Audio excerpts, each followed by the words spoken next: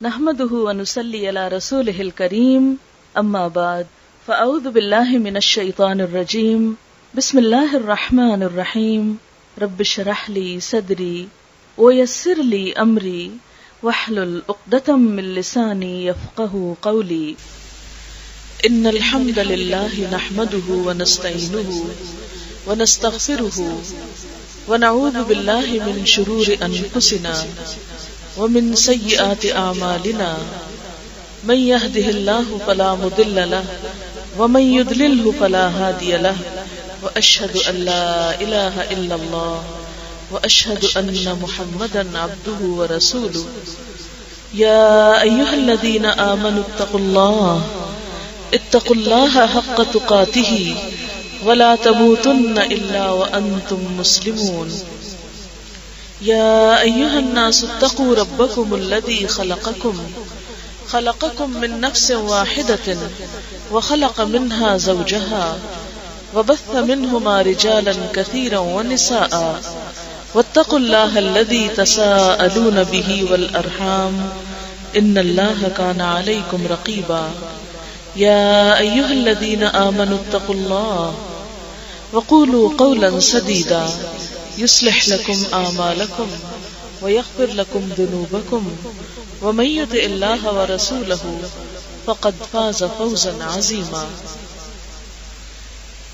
شروع کرتی ہوں اللہ کے نام سے جو بے انتہا مہربان نہایت رحم فرمانے والا ہے. شکر اور تعریف اللہ تعالی کے لیے ہے. ہم اسی سے مدد چاہتے ہیں، اسی سے اپنے گناہوں کی معافی چاہتے ہیں اور اپنے نفس کے شر اور برے اعمال کی برائی سے بچنے کے لیے اپنے آپ کو اللہ کی پناہ میں دیتے ہیں. حقیقت یہ ہے کہ جسے اللہ تعالیٰ سیدھے راستے پر چلائے اسے کوئی بھٹکا نہیں سکتا، اور جسے وہ بھٹکا دے اسے کوئی سیدھے راستے پہ لا نہیں سکتا. اور میں گواہی دیتا ہوں کہ اللہ کے سوا کوئی معبود نہیں، اور یہ کہ محمد صلی اللہ علیہ وسلم اللہ کے بندے اور اس کے رسول ہیں. اے ایمان لانے والو، اللہ کا تقوی اختیار کرو جیسا کہ اللہ کے تقوی کا حق ہے، اور تمہیں ہرگز موت نہ آئے مگر اس حال میں کہ تم مسلمان ہو. اے لوگو، اپنے رب سے ڈرو جس نے تمہیں ایک جان سے پیدا کیا اور اسی سے اس کا جوڑا بنایا، اور ان دونوں سے بہت سے مرد اور عورتیں دنیا میں پھیلا دیے. اس پالنے والے آقا کی ناراضگی سے بچتے رہنا جس کا نام لے کر تم ایک دوسرے سے اپنے حقوق مانگتے ہو، اور رشتہ داروں کے حقوق کا پاس اور لحاظ رکھو. یقین جانو اللہ تم پر نگرانی کر رہا ہے. اے لوگو جو ایمان لائے ہو، اللہ سے ڈرو اور سیدھی بات کیا کرو. اللہ تمہارے اعمال کی اصلاح کر دے گا اور تمہارے گناہوں پر معافی کا پردہ ڈال دے گا. اور جو کوئی اللہ اور اس کے رسول صلی اللہ علیہ وسلم کی اطاعت کرے گا وہ عظیم الشان کامیابی پائے گا.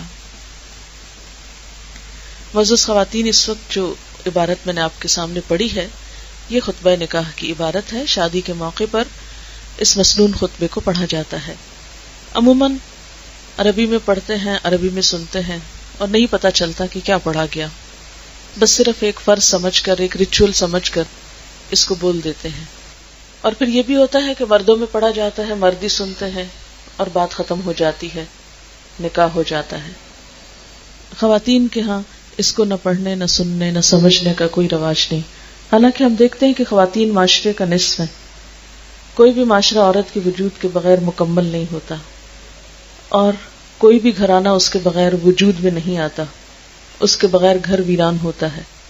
لیکن حیرت کی بات یہ ہے کہ بہت سے معاملات میں عورت کو پیچھے رکھا گیا ہے، اور خصوصاً دین کے سیکھنے، سمجھنے اور شعور حاصل کرنے کے. اللہ تعالیٰ نے انسان کو باقی ساری مخلوق پر اس کی عقل اور شعور کی وجہ سے اس کو فضیلت دی ہے، اور جو انسان عقل سے کام نہیں لیتے، سمجھ سے کام نہیں لیتے، انہیں جانوروں سے بھی بدتر قرار دیا گیا ہے. قرآن پاک میں ایسے لوگوں کے بارے میں فرمایا گیا اولئک کالانعام بل ہم اضل، یہ لوگ مویشیوں کی طرح ہیں، جانوروں کی طرح ہیں، ان سے بھی زیادہ بھٹکے ہوئے ہیں. اس لیے انسان کی اصل عزت اور تکریم اس میں ہے کہ وہ سوچ سمجھ کر شعور کے ساتھ زندگی بسر کرے. کوئی بھی معاملہ ہو، کوئی بھی چیز ہو. اب دیکھیے کہ جہاں ہماری دنیا کے معاملات ہوتے ہیں وہاں ہم خاص شعور کا مظاہرہ کرتے بھی ہیں. جہاں ہمارے دنیا کے کسی فائدے یا نقصان کی بات ہوتی تو ہمارا عقل سمجھ سب کام کرنے لگتا ہے. اور آپ نے دیکھا ہوگا کہ بچے تک بھی معمولی سمجھ رکھنے والے افراد بھی جہاں ان کی اپنی دلچسپی کی بات ہوتی ہے وہاں وہ توجہ کرتے ہیں، غور کرتے ہیں.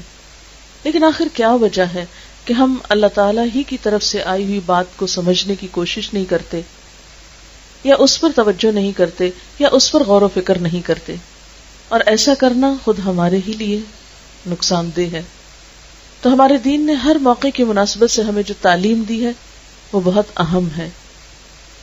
تو آئیے دیکھتے ہیں کہ اس خطبے میں ہمارے لیے کیا تعلیم ہے، شادی کے موقع پر اس کو کیوں پڑھا جاتا ہے. تو سب سے پہلے فرمایا ان الحمدللہ، بے شک تعریف اللہ کے لیے ہے، اس لیے کہ ہمیں جو کچھ ملا ہے اسی کی طرف سے ملا ہے. ہم جو کچھ بھی دیکھتے ہیں، استعمال کرتے ہیں، جس چیز کے ہم مالک ہیں، ان میں سے ہر ایک چیز ہمیں اللہ تعالی کی طرف سے عنایت ہوئی ہے. اس لیے زندگی میں جب کوئی خوشی کا موقع آئے تو اسی کا شکر ادا کرنا چاہیے. ان الحمدللہ نحمدہ ونستعینہ، اور ہم اسی سے مدد چاہتے ہیں، اس لیے کہ ہم سب جانتے ہیں کہ اس سے بڑی طاقت کوئی ہے نہیں. اس کو نہ نیند آتی ہے نہ اونگ آتی ہے، یعنی سونا تو دور کی بات، اونگ بھی نہیں آتی. اس لیے ہم اپنی ہر حاجت اور ہر ضرورت صرف اس کے سامنے رکھا کریں. اور اللہ تعالیٰ قرآن پاک میں فرماتے بھی ہیں وقال ربکم ادعونی استجب لکم، تمہارا رب کہتا ہے مجھے پکارو، مجھ سے مانگو، مجھ سے دعا کرو، استجب لکم، میں تمہاری دعا قبول کروں گا. اور یہ شیطان کا وسوسہ ہوتا ہے کہ تم اتنے پہنچے ہوئے کہاں کہ تمہاری قبول ہو، تمہاری نہیں سنی جائے گی. کبھی بھی وہ دعا میں یکسوئی نہیں آنے دیتا، توجہ نہیں آنے دیتا کہ تمہاری نہیں سنی جائے گی، حالانکہ یہ محض شیطان کا وسوسہ ہے. ایک اور جگہ پر اللہ تعالیٰ فرماتے ہیں وَإِذَا سَأَلَكَ عِبَادِي عَنِّي فَإِنِّي قَرِيبٌ أُجِيبُ دَعْوَةَ الدَّاعِ إِذَا دَعَانِ. جب آپ سے میرے بندے میرے بارے میں پوچھتے ہیں، یعنی اللہ تعالیٰ کے بارے میں کہ وہ اللہ تعالیٰ کہاں ہے، قریب ہے یا دور ہے، آہستہ بات سنتا ہے یا اونچی سنتا ہے، فَإِنِّي قَرِيبٌ، تو بے شک میں قریب ہوں، دور نہیں ہوں. آپ چھپکے چھپکے پکارے، دل ہی دل میں پکارے، اونچی آواز سے پکارے، دن کو پکارے، رات کو پکارے، سب لوگوں کے بیچ میں بیٹھ کے پکارے، تنہائی میں پکارے، کہیں بھی پکارے، وہ ہر جگہ سنتا ہے. انی قریب، میں تو قریب ہوں، کہیں دور جانے کی بھی ضرورت نہیں. آپ دیکھیے جب ہمیں کسی انسان سے ضرورت پڑتی ہے تو اس کے لیے ہمیں انتظار کرنا پڑتا ہے، وہ کب فارغ ہو تو ہم جائیں. اپنے ماں باپ سے بھی کبھی کام ہو تو بعض اوقات ہم بات کرتے ہوئے جھجکتے ہیں، اچھا ابھی بزی ہیں، ابھی سو رہے ہیں، ابھی کھا رہے ہیں، ابھی فلاں کام کر رہے ہیں، اس لیے بات نہیں کر سکتے. لیکن آپ نے دیکھا کہ اللہ تعالیٰ سے بات کرنے کے لیے، دعا مانگنے کے لیے، پکارنے کے لیے کسی بھی پروٹوکول کی ضرورت نہیں ہوتی. ایک لمحے کے انتظار کی ضرورت نہیں کہ اچھا میں یہ کر لوں تو پھر اس کے بعد فارغ ہو کے مانگو گی. نہیں، جہاں ہے، جس حال میں ہے، خوش ہے، غمگین ہے، دل پہ کوئی دکھ ہے، کوئی بوجھ ہے، کوئی تکلیف ہے، فوراً پکاریں، وہ سنتا ہے. وہ تو دلوں کے خیالات تک کو جانتا ہے. وَنَعْلَمُ مَا تُوَسْوِسُ بِهِ نَفْسُهُ وَنَحْنُ أَقْرَبُ إِلَيْهِ مِنْ حَبْلِ الْوَرِيدِ. ہم تو اس کے دل سے اٹھنے والے خیالات تک سے واقف ہیں، وسوسوں تک کو جانتے ہیں، اور ہم اس کی شہ رگ یا گردن کی رگ سے بھی زیادہ اس کے قریب ہیں. یعنی جتنا کوئی قریب اپنے آپ سے ہو سکتا ہے، اللہ تعالیٰ اس سے بڑھ کے ہمارے قریب ہیں، اور جہاں بھی ہم ہوں وہیں ساتھ ہے وہ. اور پھر اس کا وعدہ ہے کہ میرے بندے کے ہونٹ جب تک میری یاد میں ہلتے رہیں گے میں اس کے ساتھ ہوں گا. فَاذْكُرُونِي أَذْكُرْكُمْ وَاشْكُرُوا لِي وَلَا تَكْفُرُونِي. تم مجھے یاد رکھو، میں تمہیں یاد رکھوں گا. تم میرا ذکر کرو، میں تمہیں یاد رکھوں گا. اس سے بڑی سعادت اور کیا ہو سکتی، اس سے بڑی خوشی کی بات اور کیا ہو سکتی ہے، اس سے بڑی امید اور اطمینان کی بات کیا ہو سکتی ہے کہ وہ خود ہم سے فرما رہا ہے مجھے یاد کرو، میں تمہیں یاد رکھوں گا. اس لیے ضرورت کس بات کی ہے کہ ہم اسے یاد کرنے والے بنے، ہم اس کا ذکر کرنے والے بنے، ہم اس کو نہ بھولیں، کیونکہ جو اللہ تعالیٰ کو بھولتا ہے اللہ تعالیٰ اس کو بھلا دیتے ہیں. نسوا اللہ فنسیہم، انہوں نے اللہ کو بھلا دیا، اللہ تعالیٰ نے ان کو بھلا دیا. تو جو اس کو بھولے گا اسے بھلا کیا پرواہ ہماری. اس لیے خوشی کا موقع ہو یا غم کا موقع ہو، اچھے حالات ہو یا ناپسندیدہ حالات ہو، کچھ بھی ہو، نیک ہو یا گناہگار ہو، سب اسی کی مخلوق ہیں. اس نے یہ نہیں کہا کہ جو نیک ہو بس وہ مجھے پکارا کرے، نہیں، وہ تو ہر ایک کی سنتا ہے. یہاں تک روایات میں آتا ہے کہ مظلوم کی دعا یا بد دعا جسے کہتے ہیں ہم، خواہ وہ کافر بھی ہو، کوئی کیسا بھی ہو، اس کی بھی فوراً سنی جاتی. اللہ تعالیٰ کو ظلم ہرگز پسند نہیں کہ کوئی بندہ کسی بندے کا کوئی حق مارے، اس کی جان یا مال یا عزت پہ حملہ آور ہو، یا کوئی کسی کو دکھ دے، ناروا تکلیف پہنچائے. تو ایسے میں اللہ سبحانہ و تعالیٰ کو ہرگز یہ بات اچھی نہیں لگتی. اور جس کے ساتھ ظلم ہو، جس کا دل دکھ جائے، جو پریشان حال ہو، اس کی تو فوراً پہنچتی ہے. یہ بھی شیطان کا وسوسہ ہے کہ تم تو اتنی نیک نہیں ہو، اس لیے کسی اور سے کہہ دو تمہارے لیے دعا کر دے. نہیں، ہم کچھ بھی ہیں، اس کو چھوڑ کے کہاں جائیں گے؟ وہ تو 70 ماؤں سے بڑھ کے پیار کرتا ہے. تو ایک بچہ اگر ماں کو ستائے یا پریشان کرے تو ایسا تو نہیں ہوتا کہ دوبارہ اگر وہ ماں کی طرف آئے تو کہ میں تو تمہاری بات ہی نہیں سنتی.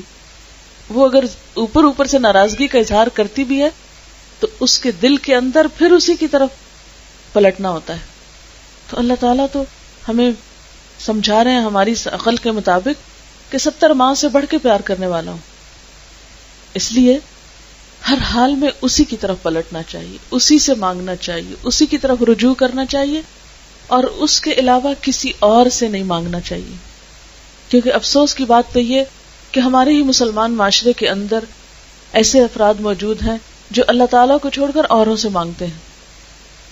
ایسے وظیفے، ایسے کلام، ایسی چیزیں بنا رکھی ہیں جس میں صریحاً شرک پایا جاتا ہے کہ اللہ کو چھوڑ کے دوسروں کو پکارتے ہیں. حالانکہ اللہ تعالیٰ قرآن پاک میں فرماتے ہیں وَمَنْ أَضَلُّ مِمَّنْ يَدْعُو مِن دُونِ اللَّهِ، اس سے بڑھ کر گمراہ کون ہے، بھٹکا ہوا کون ہے، سیدھے راستے سے ہٹا ہوا کون ہے، جو اس کو چھوڑ کر اوروں کو پکارتا ہے. مَن لَا يَسْتَجِيبُ لَهُ، جو اس کی بات کا جواب بھی نہیں دیتے، اور قیامت کے دن ان کی دعاؤں سے بیزاری کا اظہار کریں گے اور ان سے لا تعلقی کا اظہار کریں گے، اور وہ قیامت تک ان کی دعاؤں سے غافل ہیں.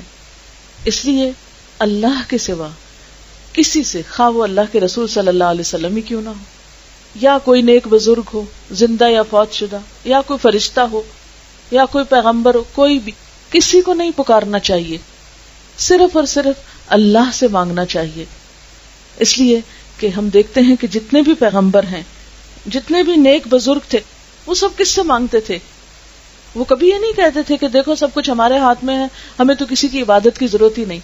یعنی جن نیک بزرگوں کو ہم نیک سمجھتے ہیں وہ نیک بنے کیسے؟ وہ اللہ کی عبادت سے بنے ہیں. اسی طرح حضرت آدم علیہ السلام نے کس سے مانگا؟ اللہ تعالیٰ سے. حضرت نوح علیہ السلام نے کس سے فریادیں کی؟ اللہ تعالیٰ سے.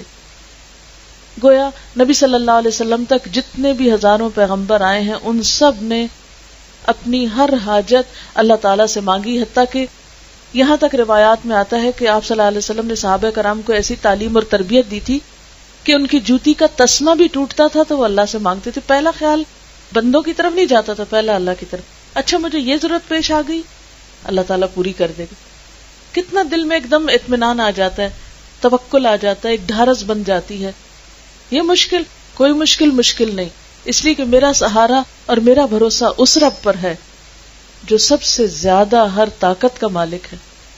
کبھی ہم ایک آسمان پر ہی نظر ڈال کر دیکھیں اس کی وسعتوں کو، کس قدر پھیلا ہوا ہے.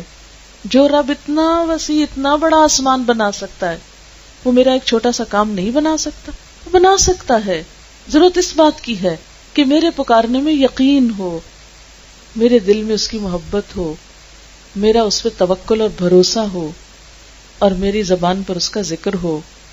میں پکاروں تو بدگمانی سے نہیں، پر اعتماد طریقے سے، خوشی سے. اس لیے ہر موقع پر نستعینہ، وَنَسْتَغْفِرُهُ، اور خصوصی طور پر استغفار، بخشش کی دعا. حدیث میں آتا ہے من لزم الاستغفار، جس نے استغفار پابندی کے ساتھ پڑھا، لازم کر لیا، جعل اللہ لہ من کل ہم فرجا، اللہ تعالیٰ اس کے لیے ہر فکر پریشانی سے نکلنے کا راستہ بنا دیں گے، ہر غم سے نکلنے کا راہ بنا دیں گے، ہر مشکل اس کے لیے آسان کر دیں گے. وَرَزَقَهُ مِنْ حَيْثُ لَا يَحْتَسِبُ، اس کو وہاں سے رزق دیں گے جہاں سے وہ سوچ بھی نہیں سکتا ہو. ایسی جگہ سے مدد آئے گی کہ انسان کے وہم و گمان میں بھی نہیں ہوگی، انسان کی کسی پلاننگ اور منصوبہ بندی میں ہی نہیں ہوگی کہ یہاں سے بھی مدد ہو سکتی، یہ بھی کام آ سکتا ہے. اس لیے مدد مانگنے کے لیے اگر یہ بھی سمجھ نہ آ رہا کہ اب دعا کیا کریں، کیسے کریں، تو اٹھتے بیٹھتے چلتے پھرتے استغفر اللہ استغفر اللہ استغفر اللہ ربی من کل ذنب واتوب الیہ، استغفر اللہ الذی لا الہ الا هو الحی القیوم واتوب الیہ. استغفار کی کوئی بھی قسم، اپنی زبان میں بھی، عربی میں بھی، لیکن استغفار کی کثرت. اور پھر وَنَعُوذُ بِاللَّهِ مِن شُرُورِ أَنفُسِنَا، ہم اللہ کی پناہ میں دیتے ہیں خود کو اپنے نفس کے شر سے بچنے کے لیے. انسان کے نفس کا شر کیا ہوتا ہے؟ اپنے آپ کو بڑی چیز سمجھنا، تکبر میں مبتلا ہونا کہ ہم سا تو کوئی اور ہے نہیں، اور یہی ساری خرابیوں کی جڑ ہے. جب انسان اپنے آپ کو بڑی چیز سمجھتا ہے تو نتیجہ کیا نکلتا ہے کہ دوسرے سب چھوٹے نظر آنے لگتے ہیں. پھر انسان ان سے رسپیکٹ ڈیمانڈ کرتا ہے، پھر انسان ان سے محبت ڈیمانڈ کرتا ہے، پھر انسان ان سے توقعات بہت سی رکھ لیتا ہے. پھر جب وہ سب پورا نہیں ہوتا تو کبھی انسان غصہ کرتا ہے، کبھی اریٹیشن کا شکار ہوتا ہے، پھر اس سے ناراض ہوتا ہے، اس سے ناراض ہوتا ہے، اس سے خفا ہوتا ہے، اس سے گلا، اس سے شکوہ. اب کیا ہوا؟ خوش رہ ہی نہیں سکتا. جس انسان کا دل صرف گلوں شکووں سے بھرا ہوا ہو، جس کے خیال میں سب غلطی کرتے ہیں، جس کے خیال میں کوئی انسان چاہے جانے کے قابل نہیں ہے، اور ہر غلطی کا ایک جواز ڈھونڈ لیں، اس کی کوئی تعویل ڈھونڈ لیں، اس کی کوئی جسٹیفیکیشن تلاش کر لیں. تو اب آپ خود سوچیں، یہ دو کردار ہیں. وہ شخص جو ہر غلطی کی کوئی تعویل اور بہانہ کرتا ہے، عذر تلاشتا ہے اور غلطی مانتا نہیں ہے، تو پھر وہ اس شر سے بچ کیسے سکتا؟ اللہ تعالیٰ اس کو سیدھا رستہ کیسے دکھا دے؟ یہ بالکل ایسے ہی ہے نا کہ اگر کوئی شخص راہ بھول جائے کہیں جانے کا، اور کوئی اور اس کو بتائے بھی آپ جس گلی میں جا رہے ہیں آگے ڈیڈ اینڈ ہے، بند ہے، آگے نہیں جا سکتے آپ، وہ کہیں دیوانہ ہے، مجھے تو کوئی ایسا نظر نہیں آ رہا، اور وہ چلتا چلا جائے اپنی مرضی پہ، اور آگے جا کے دیکھے تو وہ تو واقعی بند تھا. اب دنیا میں تو ایسا ہوتا ہے کہ ہم واپس گاڑی موڑ لیں، لیکن آخرت میں تو کوئی ٹرن نہیں ہے، کوئی واپسی کا راستہ ہی نہیں ہے، بس جہاں پہنچ گئے وہیں پہنچ گئے. تو جو شخص کسی کی بات ماننے کو ہی تیار نہ ہو، وہ ہر ایک کو احمق دیوانہ سمجھے، نہ اللہ کی بات سنے، نہ اس کے رسول صلی اللہ علیہ وسلم کے طریقے پہ غور کرے، نہ کوئی اور کسی کی کام کی بات سنے، نہ کوئی دین کا علم حاصل کرنا چاہے، نہ کچھ سیکھنا چاہے، بس اپنی غلطیاں کرتا جائے اور اپنے آپ کو جسٹیفائی کرتا جائے اور طرح طرح کے بہانے تراشتا جائے، اور اسے ہدایت سے کوئی دلچسپی نہ ہو، اور پھر آخر میں اللہ تعالیٰ کو بلیم کرے، اللہ تو نے مجھے ہدایت نہیں دی اس لیے میں ہدایت نہیں پا سکتا. ایسے تو ہدایت نہیں ملتی. دنیا میں بھی آپ دیکھیں، کوئی چھوٹی سی چیز آپ کو چاہیے ہوتی ہے تو اس کے لیے آپ کیا کرتے ہیں، کتنی ایفرٹ کرتے ہیں. آپ یہ تو نہیں کرتے کہ آپ سوچ کے بیٹھ جائیں کہ اچھا گھر میں اچھا سا باغیچہ بننا چاہیے، اور پھر آپ بیٹھے رہیں سوچتے رہیں دیکھتے رہیں اچھا ٹھیک ہے بارش آئے گی خود ہی کچھ گھاس اگائے گا، اور کوئی شاید پولن ولن آ جائے اور کچھ پودے نکل آئے، پھول پڑ جائیں، کچھ ہو جائے. ایسے تھوڑی. اگر آپ کو شوق ہے گارڈن لگانے کا تو اس کے لیے آپ کو پتا ہے لوگ کتنی محنت کرتے ہیں، کتنی ایفرٹ کرتے ہیں. وقت پہ اگر وقت گزر جائے اور پھر آپ پودے لگائیں تو پھول بھی نہیں آتے، بے وقت کی راگنی ہوتی ہے وہ. تو بالکل اسی طرح ہمیں یہ بات بھی سمجھنے کی ضرورت ہے کہ جو شخص ہدایت چاہتا ہے اس کے لیے اسے پھر کوئی انٹرسٹ شو کرنا چاہیے کہ اللہ تعالیٰ میں آپ کی طرف آنا چاہتا ہوں، میں کوشش اور محنت کرنا چاہتا ہوں، تو میرا ہاتھ تھام لے، تو مجھے راہ دکھا دے.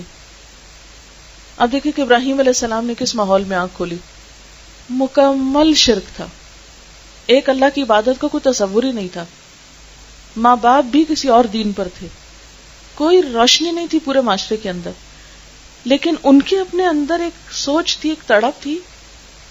سب سے پہلے ستارے کو دیکھا تو بولے یہ خدا ہو سکتا ہے، یہ چمکتا ہے. جب دیکھا کہ وہ ڈوب گیا تو کہنے لگا میں ڈوبنے والوں کو تو پسند نہیں کرتا، پھر چاند کو دیکھا تو کہا یہ ذرا اس سے بڑا ہے، روشن ہے. پھر اس کے بعد سورج کو دیکھا، لیکن ایک کے بعد ایک ڈوب گیا تو کہا یہ خدا نہیں ہو سکتے. خدا تو وہی ہو سکتا ہے جو ہمیشہ سے اور ہمیشہ باقی رہے، خواہ وہ مجھے نظر آئے یا نہ آئے. لیکن ایسی چیزیں جو آنے جانے والی ہوں، جن کے ہاں زندگی اور موت ہو، وہ نہیں خدا ہوتے. اور اللہ تعالیٰ نے کس طرح ان کو تھاما، کسی نے آ کے ان کو نہیں بتایا تھا. ان کے اندر فطرت کی جو آواز تھی اس پہ لبیک کا تھا. ہمارا ضمیر بھی ہمیں بعض اوقات بہت سی غلط چیزوں سے روکتا ہے، یہ نہ کرو یہ غلط ہے، لیکن ہم رکنا نہیں چاہتے اور ہم بہانے کرتے رہتے ہیں. کیا کریں، ماحول ہی ایسا، نہیں رک سکتے. بھئی یہ تو بتاؤ اپنا دل کیا چاہتا ہے.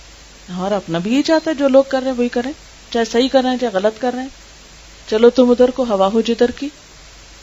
پھر اس کے بعد ہم دیکھتے ہیں کہ اس موقع پر، یعنی شادی کے موقع پر، نکاح کے موقع پر کلمہ شہادت پڑھا جاتا ہے. پھر اس کے بعد 3 آیات ہیں جن میں 4 دفعہ تقویٰ کا حکم ہے. لوگو اللہ سے ڈرو. ہم سمجھتے ہیں کہ شادی کے بعد کی خوشیوں کا انحصار زیادہ مال و دولت پہ ہے، زیادہ اچھے گھر پہ ہے، زیادہ بڑی ڈگریوں پہ ہے، زیادہ پڑھے لکھے ہونے پہ ہے. نہیں، بعض اوقات آپ نے دیکھا ہوگا بالکل ان پڑھ لوگ بہت اچھی نبھا جاتے ہیں، اور بعض اوقات بہت سمجھدار لوگ نبھانا نہیں جانتے. ایسا کیوں ہوتا ہے؟ بات یہ ہے کہ جس کے دل میں اللہ تعالیٰ کا ڈر ہو، جس کے اندر انسانوں کی قدردانی ہو، جو دل تکبر سے خالی ہو، اس کے لیے خیر و بھلائی کی بہت سے راستے کھلے ہیں. اور جس دل میں خدا کا خوف نہیں اور اس کو کسی کے یہاں جواب دہی کا احساس نہیں، جو کسی سے ڈرتا نہیں، جو تکبر کا شکار ہے، وہ کسی انسان کا حق کہاں دے سکتا ہے. اور شادی کے بعد تو خوشیوں کا انحصار ہے اس پر کہ کون کس کو کتنا حق دیتا ہے، کیونکہ شادی کے بعد تو دینے والی بات ہوتی ہے. دونوں ایک دوسرے کو دیتے ہیں تو خوشیاں ملتی ہیں.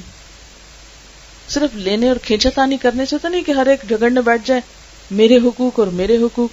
ایسے تھوڑی خوشیاں ملا کرتی.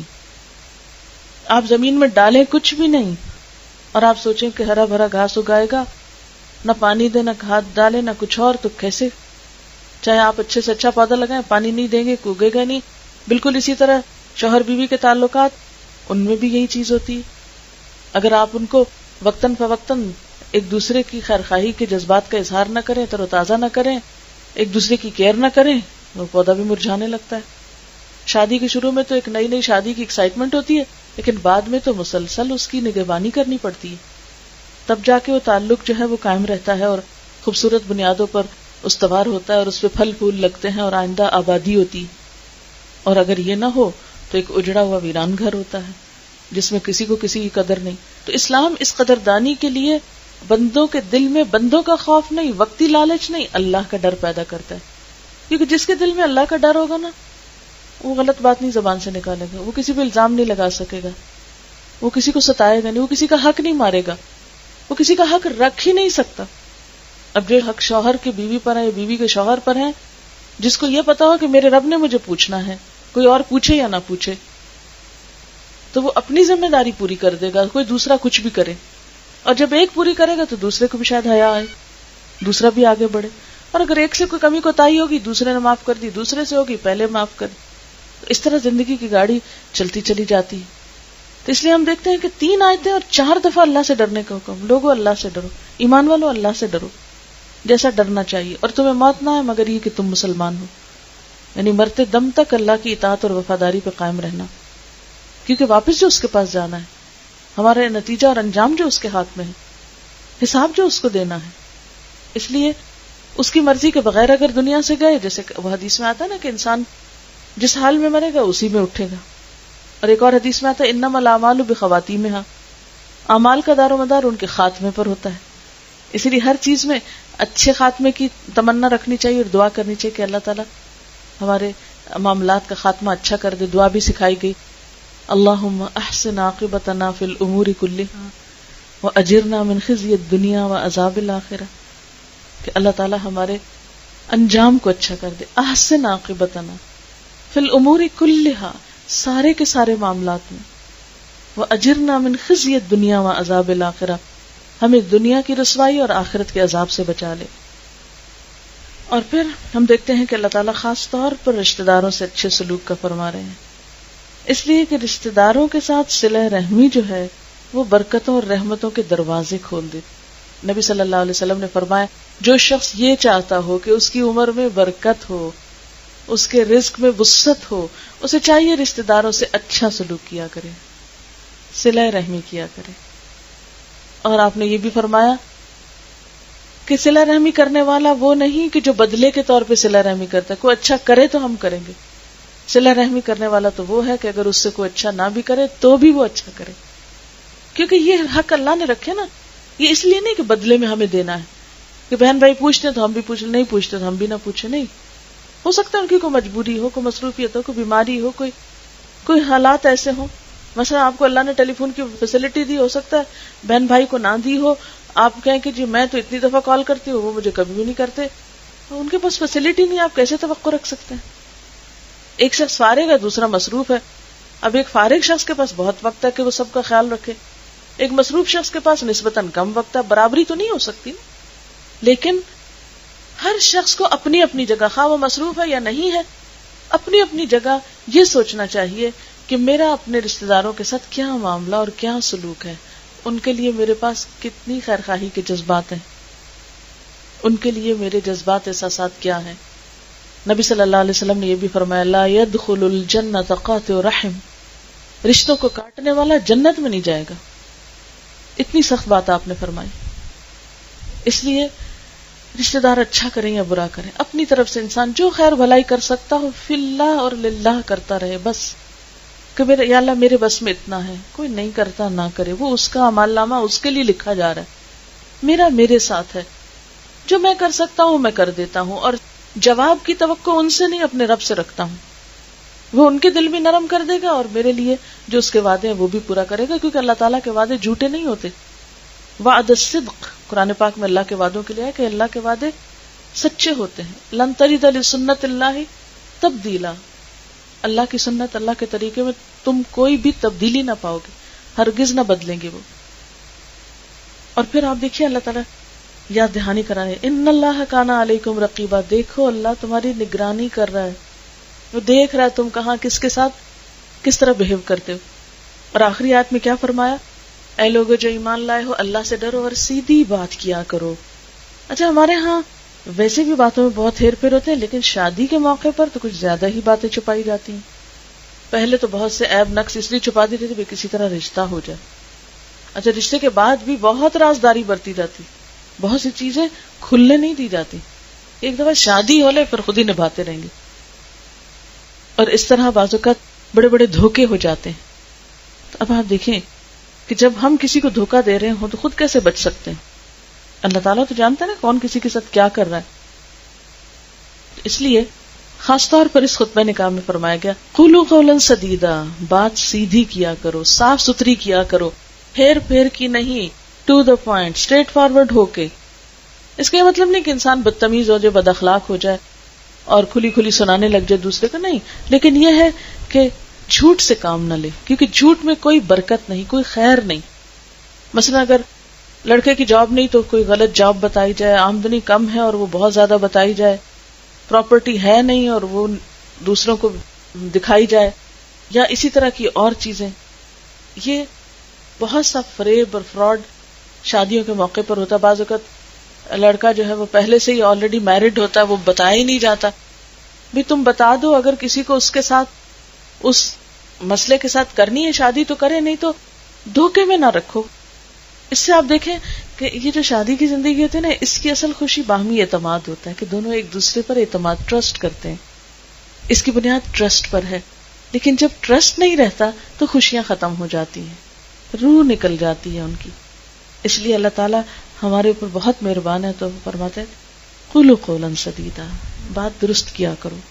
کوئی بات نہیں، اللہ نے جہاں لکھا ہے، جو مقدر میں ہے نعمت وہ مل کر رہے گی. اور اگر ایک چیز ہمیں پسند ہے اور نہیں مل سکی تو اللہ تعالیٰ فرماتے ہیں عسیٰ ان تحبوا شیئا وہو شر لکم، ہو سکتا ہے ایک چیز تمہیں بہت پسند اور وہی تمہارے لیے بہت بری ہو. اور آپ نے دیکھا ہوگا کئی دفعہ ایک چیز کو ہم رو دھو کے لیتے ہیں اور پھر اسی سے پناہ مانگتے ہیں. کہ کتنی بڑی غلطی ہوگی. اور یہ تو اتنی عام مثالیں ہمارے معاشرے کے اندر. شادی کے سے پہلے رشتہ لینے کے لیے جوتیاں گھسا دی جاتی ہیں اتنی منت سماجت سے، رشتے لیے جاتے ہیں اور اس کے بعد آپ دیکھیں پھر حالات کیا ہوتے ہیں. اور اسی طرح بعض اوقات ایک چیز پسند نہیں ہوتی, ہمارا دل اس پہ نہیں اتنا لگتا, لیکن اللہ تعالیٰ فرماتے ہیں کہ اگر پھر بھی تمہاری زندگی میں وہ چیز آ جائے تو اسے قبول کر لو, کیونکہ وَعَسَىٰ أَن تَكْرَهُوا شَيْئًا وَيَجْعَلَ اللَّهُ فِيهِ خَيْرًا كَثِيرًا. ہو سکتا ہے کہ ایک چیز تم ناپسند کرو اور اللہ تعالیٰ اسی میں بہت خیر و بھلائی تمہارے لیے ڈال دے. اس لیے خوشی کے ساتھ اللہ تعالیٰ کے فیصلوں کو قبول کرنا چاہیے. اور یہ زندگی تو اصل میں امتحان ہے نا, اس میں خوشی بھی ہے, غم بھی ہے, یہ ہمیشہ کے لیے نہیں ہے, یہ تو صرف ایک ٹیسٹ ہے, ایک وقتی سٹیج ہے یہاں دنیا پر, یہ تو جلدی ختم ہو جائے گا. اصل زندگی تو کل شروع ہونے والی ہے, آخرت کی زندگی. اور ہم سب بھولے ہوئے ہیں, دھوکے میں پڑے ہوئے ہیں. اسی لیے اللہ تعالیٰ قرآن پاک میں فرماتے ہیں کہ لا یغرنکم الحیات الدنیا, تم کو دنیا کی زندگی دھوکے میں نہ ڈال دے, تم اس کے دھوکے میں نہ آنا. اور دنیا کا دھوکا کیا ہوتا ہے کہ انسان سمجھتا ہے یہ ساری نعمتیں ہمیشہ میرے پاس رہیں گی, یہ سب کچھ جو میں چاہتا ہوں ویسے ہو جائے گا. لیکن بارہا ہم اپنے ارادے اور اپنے پروگرامز اور پلانز اور سب کچھ ٹوٹتے دیکھتے ہیں. بہت سی چیزیں ہم نہیں چاہتے کہ ہوں اور وہ ہوتی ہیں اور ہوتی چلی جاتی ہیں, اور ہمارے لیے مانے بغیر, قبول کے بغیر چارہ ہی نہیں ہوتا. اسی طرح بہت سی چیزیں ہم نہیں چاہتے کہ ہوں اور ہو جاتی ہیں, اور بعض چیزیں ہم چاہتے ہیں کہ اور وہ نہیں ہوتی. تو بات یہ ہے کہ یہاں اچھی نعمتیں اور تکلیف دہ چیز دونوں ہی امتحان ہیں. جیسے قرآن پاک میں آتا ہے وَنَبْلُوكُمْ بِالْخَيْرِ وَالشَّرِّ فِتْنَةً, ہم تمہیں بھلائی اور شر دونوں میں آزماتے ہیں. یہ سب آزمائش ہے. لیکن عموماً ہم جب نعمت آتی ہے تو ہم سمجھتے ہیں آزمائش نہیں ہے. نہیں, وہ بڑی آزمائش ہے کہ اب ہم کیا کرتے ہیں, اللہ کا شکر کتنا ادا کرتے ہیں اور اس کے ذریعے بندوں کے حقوق کتنے پورے کرتے ہیں. تو اللہ تعالیٰ سے دعا ہے کہ وہ ہمیں زندگی کے ہر موڑ پر اپنی اطاعت کرنے والا بنائے. ہم ایسے کام کریں جس سے وہ راضی ہو جائے, اور اللہ تعالیٰ ہمارے دین و دنیا کے کام سنوار. دعا کر لیتے ہیں. سبحان اللہ والحمد للہ ولا الہ الا اللہ واللہ اکبر ولا حول ولا قوة الا باللہ العلی العظیم. اللہم صلی علی محمد وعلی آل محمد کما صلیت علی ابراہیم وعلی آل ابراہیم انک حمید مجید. اللہم بارک علی محمد وعلی آل محمد کما بارکت علی ابراہیم وعلی آل ابراہیم انک حمید مجید. ربنا آتنا فی الدنیا حسنۃ وفی الآخرۃ حسنۃ وقنا عذاب النار. یا اللہ پاک, جو کچھ ہم نے پڑھا ہے اپنی رحمت سے قبول فرما. کوئی بات ایسی زبان سے نکل گئی ہو جو آپ کو پسند نہ آئی ہو تو ہم سب سے درگزر کر دے اور اسے دور کر دے. یا اللہ, جو باتیں آپ کی مرضی کے مطابق ہوئی ہیں ہمیں ان پر عمل کی توفیق عطا فرما. یا اللہ, ہمارے دلوں کو اپنی محبت سے بھر دے, ہمارے دلوں کو قرآن کی روشنی سے معمور کر دے. یا رب العالمین, اس گھر پر اپنی خیر و برکت نازل فرما. یا اللہ, ان کے جو بیمار بچے ہیں ان کو صحت عطا فرما. یا اللہ, جن بچوں کی شادی ہو رہی ہے انہیں باہم بہترین اتفاق اور نباہ عطا فرما. یا اللہ, ہم سب کے بچوں کو ہماری آنکھوں کی ٹھنڈک بنا, انہیں دنیا اور آخرت کی بہترین کامیابی عطا فرما. یا اللہ, ہمارے والدین پر اپنی رحمت فرما. یا اللہ, ہمارے اس تمام عزیز دوست رشتہ دار سب کے دکھ تکلیفیں اور پریشانیاں دور فرما. جتنی بہنیں یہاں آئی ہیں بیٹھی ہیں جنہوں نے دعا کے لیے کہا ہے, یا اللہ ان سب کی دعاؤں کو قبول فرما. ہم سب پر اپنی رحمتیں نازل فرما. یا اللہ, تو ہماری دنیا اور آخرت میں ہر طرح کی بھلائیاں پیدا فرما, بیماریوں دکھوں اور تکلیفوں سے نجات عطا فرما. یا اللہ, ہماری آخرت کو بہترین بنا. یا اللہ, ہم سب پر اپنی رحمت نازل فرما اور تو ہم سے راضی ہو جا. ربنا تقبل منا انک انت السمیع العلیم وتب علینا انک انت التواب الرحیم. وصلی اللہ تعالی علی خیر خلقہ محمد وعلی آلہ واصحابہ واہل بیتہ اجمعین برحمتک یا ارحم الراحمین. الہی آمین. وآخر دعوانا ان الحمد للہ رب العالمین. سبحانک اللہم وبحمدک نشہد ان لا الہ الا انت نستغفرک ونتوب الیک.